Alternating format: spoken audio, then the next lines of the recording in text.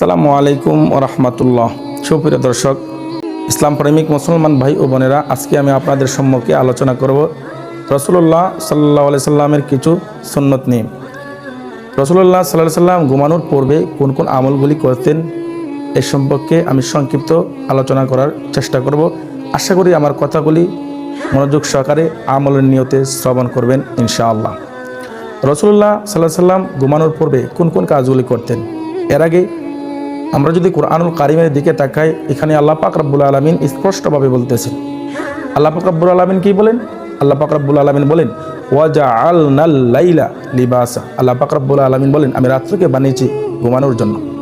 একটা মানুষ যখন সারাদিন পরিশ্রম করে, হার্ড পরিশ্রম করার পরে রাত্রিবেলায় যখন ঘুমিয়ে যায়, সারা রাত ঘুমানোর পরে যখন সকাল হয়, ওই মানুষটা যখন ঘুম থেকে জাগার পরে তার শরীরে যে ক্লান্তি ছিল, ঘুমের উসিলায় আল্লাহ পাক রব্বুল আলামিন তার সমস্ত ক্লান্তিকে দূরীভূত করে দেন। সুবহানাল্লাহ।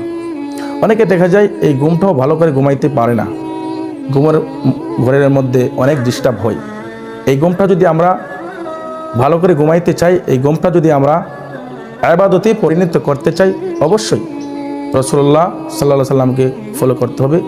রাসূলুল্লাহ সাল্লাল্লাহু আলাইহি সাল্লামের সুন্নতকে আঁকড়ে ধরতে হবে, আমাদের জীবনের মধ্যে বাস্তবায়ন করতে হবে।